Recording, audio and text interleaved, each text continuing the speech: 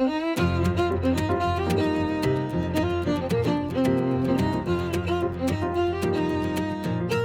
tuned to Resilience Radio. I'm your host and owner of Resilience Occupational Therapy, Irvin Eisenberg. This episode marks the 50th episode of Resilience Radio, and I'm taking a little bit of a different approach to today's episode. Instead of interviewing another healthcare practitioner, I'm going to just share a little bit of advice that I've sort of accumulated in times of thinking about insurance billing. So please take all of what I'm saying with a grain of salt. Every circumstance is different, and don't do any rash billing things without consulting someone or doing your own research. But I wanted to discuss medical bills and when you might want to pause before paying them. Another disclaimer is I would prefer you not pause before paying medical bills with me. I'm always willing to talk through any times I send out a bill. It's really because that's what is warranted based on your insurance plan or what we have agreed upon. And I try to be as transparent as I can be with that. But I'm always happy to discuss any concerns people have. And it's important that people make good on those bills. What I'm discussing in this episode is more about the big hospital medical bills, particularly the surprise bills or the ones that you just really can't afford. So let's start off with surprise medical bills. And I'm going to give sort of three different circumstances as to when you might want to pause before paying a bill. So surprise medical bills, there was an act in Congress or a law made in 2022 that many people don't know called the No Surprise Act.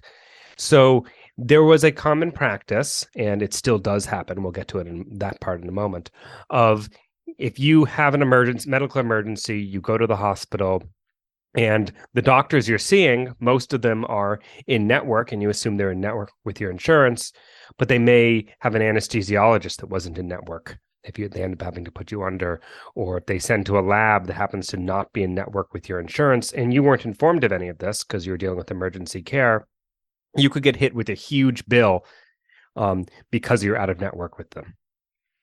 That isn't legal anymore as of 2022. However, the system isn't always caught up with that law. So there might not be a way for the lab that's billing you to know that you weren't informed that they were out of network. So they may still send you an out-of-network bill.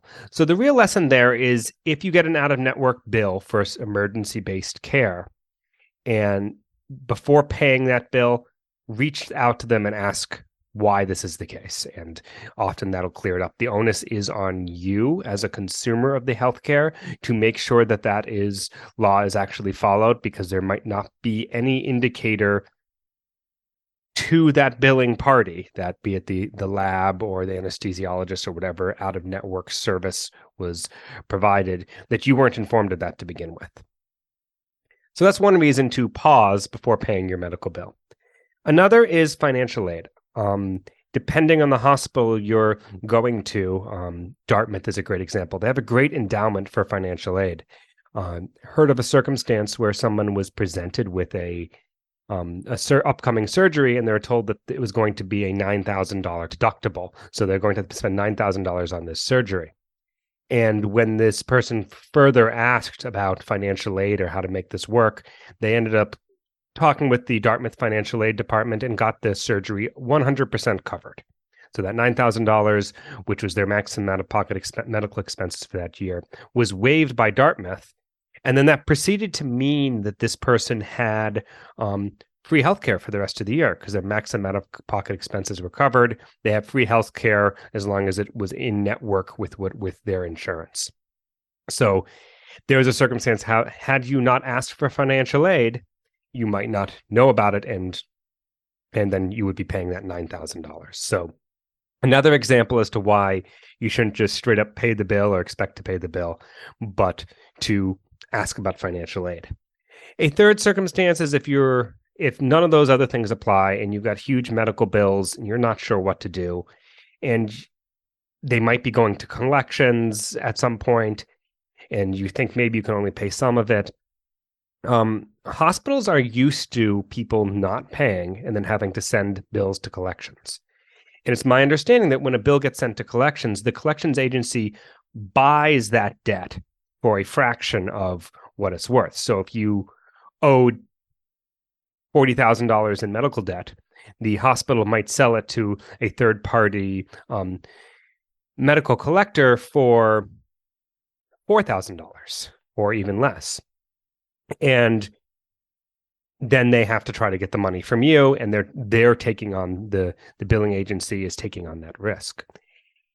If you are having trouble paying your medical debt and you are thinking about paying part of it and you're worried about going to collections, you can go to the billing department of a hospital and say, listen, I'm having trouble here. Is it possible for me to only pay 10% of this, which is what they might be selling that debt to for anyways? And can I have a payment plan? So instead of being in debt for $40,000, now you have to pay $4,000 and you might have a 5-year payment plan with them. And that becomes much more reasonable. The hospital's happier and it saves you a lot of money and helps your credit score. So in any case, those are my 3 reasons why you might want to pause before paying your medical bills or freaking out about surprise medical bills. And I had just been thinking about these things for a little while and thought that it warranted its own podcast to share that little bit of information for people. Thank you for listening to Resilience Radio. I am happy to jump on and give little bits of advice like this as they seem warranted, and let me know what you thought of this show, or if you have any other questions of things that you might want me to cover on Resilience Radio. The music for the show is brought to you by Aaron Marcus. Their tune Some Biological Process. You can hear the full credits on that in the show notes. I hope you enjoyed this episode, and if so, it would be great to hear from you. Take care.